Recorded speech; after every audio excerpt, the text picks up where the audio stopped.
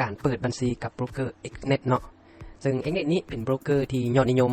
ของหลายๆประเทศทั่วโลกโดยเฉพาะประเทศเพื่อนบ้านของเราก็คือประเทศไทยและกับประเทศเวียดนามคำเตือนคลิปนี้บ่เป็นคลิปแนะนำการลงทุนแต่เพียงอย่างใดเนาะเป็นพอเพียงคลิปแนวทางในการลงทุนท่านใดจะลงทุนลงเงินก็ควรศึกษาหาความรู้หาความเสี่ยงเอาเองเนาะตัวนี้เนาะสำหรับโบรกเกอร์Xnet นี้สร้างตั้งเมื่อปี 2008 ได้รับใบอนุญาตจากประเทศอังกฤษและประเทศไซปรัสซึ่ง Xnet นี้มีหลากหลายบัญชีให้เลือกเทรดไม่ว่าจะเป็นคือเหมาะสำหรับผู้เริ่มต้นพอมีบัญชีเซ็นในการเริ่มต้นฝึกการเทรดสำหรับ Xnet นี้มีหลายๆผลิตภัณฑ์ให้เลือกเทรดไม่ว่าจะเป็น Forex โลหะเป็นทองคำให้เงินให้คำต่างๆและสกุลเงินคริปโตเคอเรนซีพลังงานเป็นน้ำมันแล้วก็มีหุ้นและมีดัชนีเนาะตัวนี้เนาะก่อนอื่นเนาะไอ้ท่านคลิกเข้าไปลิงก์ด้านลุ่มคำอธิบายของวิดีโอนี้ได้เลยตัวนี้เนาะลิงก์เข้ามาแล้วเนาะจะเห็นหน้าต่างเป็นตัวนี้เนาะหน้าต่างตัวนี้ให้กดไปที่เปิดบัญชีตัวนี้เลยกดเข้าไปโอเคเมื่อกดเข้ามาแล้วเนาะจะเห็นเป็นหน้าต่างตัวนี้คือเป็น3อันหลักที่เราจะต้องได้ตื่มก็คือ1เป็นภูมิภาคหรือเป็นประเทศที่อยู่อาศัยของเราเนาะ2ก็คือเราต้องมี Gmail ในการสมัคร3ที่เราต้องเติมก็คือเป็นรหัสผ่านคือเราต้องสร้างรหัสผ่านขึ้นมาเองตัวนี้เนาะเอาไปเริ่มเลยสำหรับภูมิภาคประเทศนี้กดเข้าไปเมื่อกดเข้ามาแล้วเนาะจะเห็นเป็นอันนี้แล้วเขียนครับพิมพ์ลงไปเข้ามาลาวได้เลยกดเลือกอีเมลตัวนี้เนาะคืออีเมลของท่านที่จะใช้ในการสมัครเนาะกำหนดรหัสผ่านตัวนี้เนาะต้องรหัสผ่านตัวนี้มันต้องมีตัวพิมพ์น้อยพิมพ์ใหญ่แล้วก็ตัวเลขตัวนี้ฮันเมื่อกรอกสำเร็จสมบูรณ์แล้วเนาะให้เลื่อนลงมาที่ดำเนินการต่อไปได้เลยโอเคเมื่อเข้ามาแล้วเนาะเมื่อกดมาแล้วเนาะจะเห็นหน้าต่างตัวนี้เกิดขึ้นมาแต่นี้ยังมีขั้นตอนสำคัญขั้นตอนนึงที่เราต้องได้เทสให้มันแล้วก็คือเป็นนี้เนาะก้าวขึ้นเป็นเทรดเดอร์ตัวจริงตัวนี้เราต้องไปยืนยันบัญชีเนาะให้กดเข้าไปได้เลยเมื่อกดเข้ามาแล้วเนาะจะเห็นหน้าต่างตัวนี้เกิดขึ้นมาก็คือ1เราต้องได้ไปยืนยันประมาณ3ตัวนี้เนาะคืออีเมลยืนยันหมายเลขโทรศัพท์ตัวนี้ฮันถ้าบิดเพื่อนให้ยืนยันเป็น Gmail ก่อนตัวนี้เนาะกดได้เลยขอรับรหัสตัวนี้ฮันเมื่อกดมาแล้วเนาะอย่าลืมไปเบิ่งที่เป็นกล่อง Gmail ของท่านตัวนี้ฮัน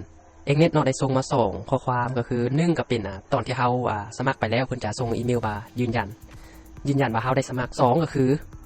เป็นอีเมลที่เราขอรับรหัสตัวนี้ฮันให้กดเข้าไปได้เลยรหัสเป็นตัวนี้เนาะ copy เอาได้เลย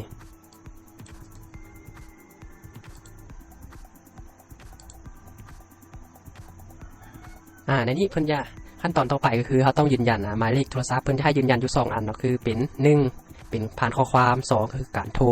และนี้แอดมินจะเลือกเป็นข้อความเอาเนาะเพราะว่ามันจะง่ายเดี๋ยวตัวนี้ฮันเติมหมายเลขโทรศัพท์ของเราเข้าไป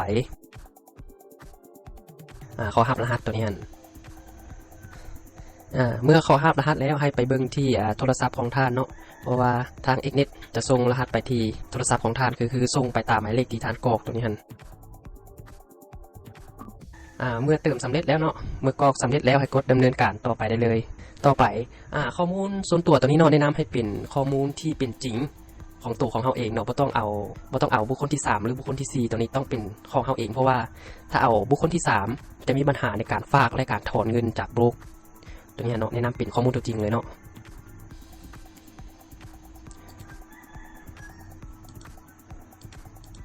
เมื่อเติมข้อมูลอยู่ในช่องนี้เมื่อเติมข้อมูลในช่องนี้เป็นที่เรียบร้อยแล้วให้กดดำเนินการต่อไปได้เลยกดเข้าไปในนี้เนาะเราสามารถฝากเงินได้แล้วส่วนหนึ่งตัวนี้ฮันก็คือฝากเงินได้สูงสุดประมาณ 2,000 เหรียญแต่ว่าถ้าเขาจะฝากเงินได้กว่านั้นเขาต้องได้ไปยืนยันตัวตนการยืนยันตัวตน Xnet เนาะตามแอดที่ยืนยันมาเมนจะใช้ Bank Statement ในการยืนยันตอนนี้เขากดเข้าไปยืนยันตัวตนให้สมบูรณ์เนาะกดเข้าไปในส่วนนี้เนาะการยืนยันตัวตนเนาะเขาจะได้ใส่แบบสอบถามในนึงโปรไฟล์ของเขาเนาะคืออาชีพเขามีอาชีพอย่างใส่ไปตามที่อาชีพของท่านเนาะตัวนี้เนาะสถานะการเฮ็ดเวียกตัวนี้เต็มเวลากรอกตามความเหมาะสมเนาะตัวนี้เนาะประสบการณ์ในการเทรดมีบอหรือบ่มีเนาะผลเหตุผลในการเปิดบัญชีเป็นการเก็งกำไรหรือการมันจะมีอยู่3อันคือการลงทุนป้องกันความเสี่ยงและการเก็งกำไรเข้ามาเก็งกำไรเนาะตัวนี้เนาะ